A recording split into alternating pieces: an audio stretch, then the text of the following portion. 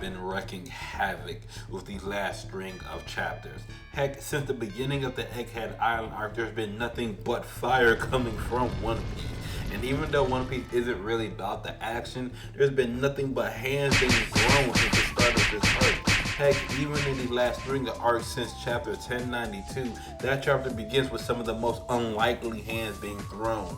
After Kuma throws out and the earth is shocked to straight up shake Mary Joie, out from behind his desk comes Akainu. And we got Akainu versus Kuma. Akainu throwing lava attacks, got Kuma literally on the ropes. Nearly take off Kuma's head. He is spamming that attack first. Whitebeard, now Kuma. He really is going for the head, learning his Thanos. But even in the midst of that, Kuma's like, nah, I don't want this kind of smoke. And he has to run away and pop himself away. But that was just a warm-up, because after that, we cut to Luffy and Kizaru going at it. Gear 4 Snake Man Luffy, because you know you gotta go speed for speed. And while they're fighting, Kizaru looking at Luffy like, man, why are you in my way? Why is the pirate protecting Vegapunk? And Luffy's like, I can ask you the same thing. Why are you going after old man Vegapunk? What did he do to you?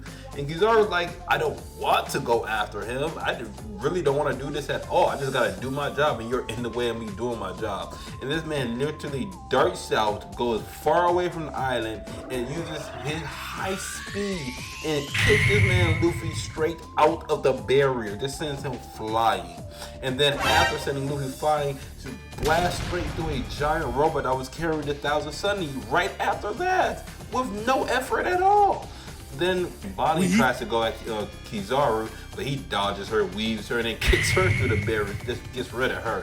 Frankie tries a radical beam, but he's just gonna ignore Frankie and just starts looking for Vegapunk. He finds Vegapunk, but this is when Luffy comes in, Gear 5, busting through the wall, grabbing Kizaru after coming through, back through the barrier after being kicked through it. And that image of Luffy holding Kizaru in his hand like this man's a toy soldier, just priceless. But we all know how Luffy gets in Gear 5. Goofy Luffy in full effect.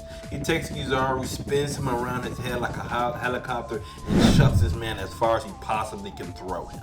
And while Kizaru is flying through the sky, we see Bonnie, whom is outside of the dome after getting kicked through the dome. She got saved by Centaumaru somehow, and now dealing with the Marine Army outside the dome. And while she's dealing with that, Zoro and Lucci is fighting inside the dome. Luffy asks Zoro if he needs some help, and Zoro like, nah, I got this. I'm your number 2, I can handle your light work. So he's dealing with Lucci. And while all this is going on, Kizaru, who is still flying out after Luffy chucks him, sees the water incoming and is like, I should probably do something before I fall in this. And launches a bunch of light beams straight at Luffy. But not no regular light beams. He turns each one of these individual beams to a Kizaru light clone, each with a light sword, and they all start slashing and swinging and attacking on Luffy. Luffy has to duck and dodge them for a bit before he lines them up and hits them with a straight clean attack, taking out multiple of them at once. Just for him to realize Kizaru's not even in the bunch. Kizaru's interrogating Usopp down, still looking for Vegapunk. But it turns out Vegapunk, Atlas, Sanji, and a bunch of others had left trying to get to Abani and take control of the Pacifista to shift the tides. Kizaru sees them doing this and tries to launch an attack at them, a light beam. Luffy jumps in the way and takes the brunt of that, keeping them safe. And that gives them the chance to take the control of the Pacifista back to them. But that control is not going to last, so we see a panel of St. Saturn at the end as soon as the control is shifted. And then we see one of the most intense entrances of a villain since probably Kaido. Let me paint the picture for you. You basically have a mini war going on with an emperor and Straw Hat Luffy, his commanders, and Vegapunk, the smartest and arguably one of the most important people on the planet. And then you have an Admiral Kizaru and more Vice Admirals, Marines, and battleships than a Buster Call, with Pacifista being swapped from one side to another during this. And now at this given moment, the Pacifista is on the Vegapunk side. Atlas has taken control of them. And the only people that have higher authority than Vegapunk, than the satellite, are the 5 elders. And then you hear word of a giant voice yelling at all the pacifistas to cease their movements, and they stop. And then you hear another message saying that Saint Saturn, the Gorosei, is about to make landfall. And anyone that looks in this man's general vicinity that's not above a Commodore you will not get away unscathed.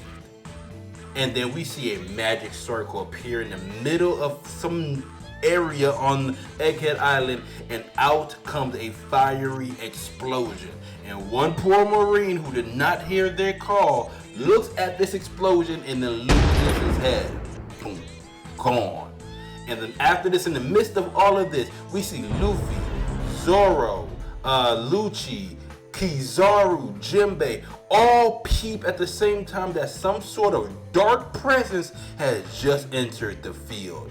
And Luffy immediately is like, okay, I need to do something now. He throws a quick, immediate punch to Kizaru, probably his strongest one that he can muster at this time. Hits Kizaru through the head. Kizaru like, oh no, that kind of hurt.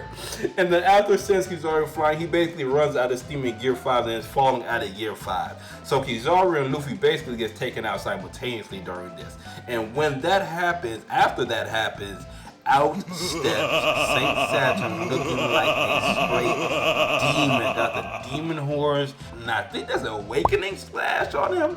Man is looking like a straight terror. But the even crazier part of all of this is that Bonnie, who seems to be remembering something that she must have seen in Kuma's memory, sees Saint Saturn, instead of shitting her pants like probably anyone else normally would, takes a sword and just stabs him. Just jumps at him and goes for him on sight. And we end off chapter 1094 with Saint Saturn a sword through his chest while Bonnie was about to 1v1 him. As if though. But this is just the most recent craziness of One Piece. Granted, 5 chapters ago we had Garp with an icicle through his chest, and then even before that, to start, we had Law taking on Blackbeard and Kid taking on Shanks. One Piece is in its final saga, and if you ain't heavy-headed out here throwing hands, then you get washed like all the rest. And I'm here for every second of it. Let's go.